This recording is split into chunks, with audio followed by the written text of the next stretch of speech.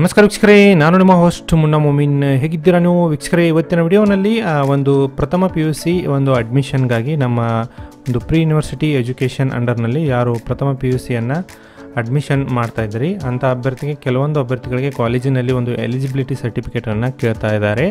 ಈ ಎಲಿಜಿಬಿಲಿಟಿ ಸರ್ಟಿಫಿಕೇಟ್ಗಳು ನೋಡಿ, ನೀವು CBSE ಬೋರ್ಡು ಅಥವಾ ಬೇರೆ ಯಾವುದಾದ್ರೂ ಸ್ಟೇಟಿನಿಂದ ಒಂದು SSLCಯಲ್ಲಿ ಪಾಸಾಗಿದ್ದರೆ ಈ ಒಂದು ಎಲಿಜಿಬಿಲಿಟಿ ಸರ್ಟಿಫಿಕೇಟನ್ನು ನೀವು ಒಂದು PU ಬೋರ್ಡ್ಗೆ ಸಬ್ಮಿಟ್ ಮಾಡ್ಕೋಬೇಕಾಗುತ್ತದೆ. ಅದನ್ನು ನೀವು ಹೇಗೆ ಇಲ್ಲಿ ಪಡೆಯಬೇಕು ನೋಡಿ, ಒಂದೊಂದಾಗಿ ವಿಡಿಯೋನಲ್ಲಿ ಕಂಪ್ಲೀಟ್ ಮಾಹಿತಿ ತಿಳಿಸ್ತೀನಿ. ವಿಡಿಯೋನ ಸ್ಕಿಪ್ ಮಾಡದೆ ಕೊನೆವರೆಗೂ ನೋಡಿ.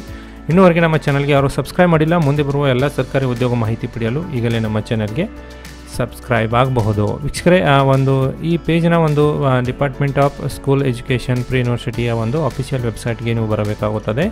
ಈ ಲಿಂಕು ತಮಗೆ ಕೆಳಗಡೆ ಡಿಸ್ಕ್ರಿಪ್ಷನ್ ಬಾಕ್ಸ್ನಲ್ಲಿ ಸಿಗಲಿದೆ. ಅಲ್ಲಿಂದ ಕ್ಲಿಕ್ ಮಾಡಿ ಡೈರೆಕ್ಟಾಗಿ ಈ ಪೇಜ್ ಮೇಲೆ ನೀವು ಇಲ್ಲಿ ಬರಬೇಕು. ಇಲ್ಲಿ ಬಂದರೆ ಇಲ್ಲಿ ಮೇಲ್ಗಡೆ ತಮಗೆ ಕಾಣ್ತಾ ನೋಡಿ, ಎಲಿಜಿಬಿಲಿಟಿ ಸರ್ಟಿಫಿಕೇಟ್ ಅಂತ ಕೊಟ್ಟಿದ್ದಾರೆ. ಇದರಲ್ಲಿ ಕೆಳಗಡೆ 3 ಆಪ್ಷನ್ಗಳನ್ನು ಇಲ್ಲಿ ಕೊಟ್ಟಿದ್ದಾರೆ. ಹೊಸದಾಗಿ ಅರ್ಜಿ ಸಲ್ಲಿಸಲು ನೋಡಿ, ನೀವು ಇಲ್ಲಿ ಕಾಣುವ ಒಂದು ಅಪ್ಲೈ ಬಟನ್ ಮೇಲೆ ಇಲ್ಲಿಂದ ನೀವು ಕ್ಲಿಕ್ ಮಾಡ್ಕೋಬೇಕು. ನೋಡಿ, ಇಲ್ಲಿ ಅಪ್ಲೈ ಮೇಲೆ ಕ್ಲಿಕ್ ಮಾಡಿದ ತಕ್ಷಣ ತಮಗೆ ಇಲ್ಲಿ ಮೊದಲನಿಗೆ ಸ್ಟೂಡೆಂಟ್ ಟೈಪನ್ನು ಇಲ್ಲಿ ಕೇಳುತ್ತೆ. ಅದರಲ್ಲಿ ನೋಡಿ ನೀವು ಇಲ್ಲಿ ಇಂಡಿಯನ್ ಅಂತ ಸೆಲೆಕ್ಟ್ ಮಾಡ್ಕೋಬೇಕು. ಇಂಡಿಯನ್ ಅಂತ ಸೆಲೆಕ್ಟ್ ಮಾಡಿದ ತಕ್ಷಣ ತಮಗೆ ಇಲ್ಲಿ ಕ್ಯಾಂಡಿಡೇಟ್ ಡೀಟೇಲ್ಸ್ ತುಂಬಲು ತಮಗೆ ಮಾಹಿತಿಯನ್ನು ಕೇಳುತ್ತೆ. ಬನ್ನಿ ಯಾವ್ಯಾವ ಕಾಲಮ್ನಲ್ಲಿ ಏನೇನು ಫಿಲ್ ಮಾಡ್ಕೋಬೇಕು ನೋಡ್ತಾ ಹೋಗೋಣ. ಇಲ್ಲಿ ಮೊದಲನಿಗೆ ನೋಡೋದಾದರೆ ನೀವು SLC ಯಾವ ಬೋರ್ಡ್ನಿಂದ ಪಾಸಾಗಿದ್ರಿ ಆ ಬೋರ್ಡನ್ನು ಇಲ್ಲಿ ನೀವು ಸೆಲೆಕ್ಟ್ ಮಾಡ್ಕೋಬೇಕು. ನೋಡಿ, SLC ಬೋರ್ಡನ್ನು ಇಲ್ಲಿಂದ ನೀವು ಇಲ್ಲಿ ಸೆಲೆಕ್ಟ್ ಮಾಡ್ಕೋಬೋದು ಈ ಥರ. ಅದೇ ರೀತಿ ಈ ಕಾಲಮ್ನಲ್ಲಿ ಒಂದು SLC ಪಾಸಿಂಗ್ ಇಯರನ್ನು ಇಲ್ಲಿಂದ ನೀವು ಫಿಲ್ ಮಾಡ್ಕೊಳ್ಳಿ. ಅದೇ ರೀತಿ ಇಲ್ಲಿ ನೋಡೋದಾದರೆ SLCಯಲ್ಲಿ ಇರುವ ಒಂದು ರಿಜಿಸ್ಟ್ರೇಷನ್ ನಂಬರನ್ನು ಇಲ್ಲಿ ನೀವು ಫಿಲ್ ಮಾಡ್ಕೋಬೇಕು. ಅದಾದ ನಂತರ ನೋಡಿ, ಸ್ಟೂಡೆಂಟ್ ನೇಮನ್ನು ಇಲ್ಲಿ ಕೇಳ್ತಾ ಇದ್ದಾರೆ. SLC ಮಾರ್ಕ್ಸ್ ಕಾರ್ಡ್ನಲ್ಲಿ ಇರುವಂತೆ ಇಲ್ಲಿ ನಿಮ್ಮ ಪೂರ್ಣ ಹೆಸರನ್ನು ಇಲ್ಲಿ ನೀವು ಫಿಲ್ ಮಾಡ್ಕೋಬೇಕು. ನೋಡಿ, ಅದಾದ ನಂತರ ಇಲ್ಲಿ ನೀವು ನೋಡೋದಾದರೆ ಫಾದರ್ ನೇಮ್ ಕೇಳ್ತಾ ಇದ್ದಾರೆ. ಈ ಕಾಲಮ್ನಲ್ಲಿ ಅಭ್ಯರ್ಥಿಯ ಒಂದು ಫಾದರ್ ನೇಮನ್ನು ಇಲ್ಲಿ ಫಿಲ್ ಮಾಡ್ಕೋಬೇಕು. ನೆಕ್ಸ್ಟು ಇಲ್ಲಿಂದ ಮದರ್ ನೇಮನ್ನು ಫಿಲ್ ಮಾಡಿ. ಅದಾದ ತಕ್ಷಣ ಇಲ್ಲಿ ನೀವು ಒಂದು ನಿಮ್ಮ ಜೆಂಡರನ್ನು ಸೆಲೆಕ್ಟ್ ಮಾಡ್ಕೋಬೇಕು. ಜೆಂಡರ್ ಸೆಲೆಕ್ಷನ್ ಆದ ತಕ್ಷಣ ತಮಗೆ ಇಲ್ಲಿ ನಿಮ್ಮ ವಿದ್ಯಾರ್ಥಿಯ ಒಂದು ಕಂಪ್ಲೀಟ್ ಅಡ್ರೆಸ್ ಫಿಲ್ ಮಾಡಲು ಇಲ್ಲಿ ಕೇಳ್ತಾ ಇದೆ. Enter your postal address. ಅಭ್ಯರ್ಥಿಯ ಒಂದು ಸ್ಟೂಡೆಂಟ್ನ ಕಂಪಲ್ಸರಿ ಫುಲ್ ಅಡ್ರೆಸ್ಸನ್ನು ಇಲ್ಲಿ ಫಿಲ್ ಮಾಡಿ.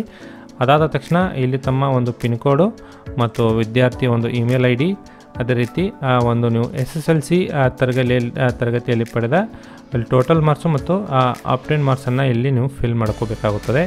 ಅದಾದ ನಂತರ ಇಲ್ಲಿ ನೀವು ದ್ವಿತೀಯ PUCಯನ್ನು ಇಲ್ಲಿ ಕ್ಲಿಕ್ ಮಾಡ್ಕೋಬೇಕು. ನೋಡಿ, ಅದಾದ ನಂತರ ಇಲ್ಲಿ ನೀವು ಕೆಳಗಡೆ ಬಂದರೆ ಇಲ್ಲಿ ನಮಗೆ ಒಂದು ಸ್ಟ್ರೀಮ್ ಸೆಲೆಕ್ಟ್ ಮಾಡಲು ಕೊಡುತ್ತೆ. ಇಲ್ಲಿ ಸ್ಟ್ರೀಮನ್ನು ನೀವು ಇಲ್ಲಿಂದ ಸೆಲೆಕ್ಟ್ ಮಾಡ್ಕೊಳ್ಳಿ. ಅದಾದ ನಂತರ ನಿಮ್ಮ ಸ್ಟೇಟನ್ನು ಸೆಲೆಕ್ಟ್ ಮಾಡಿ.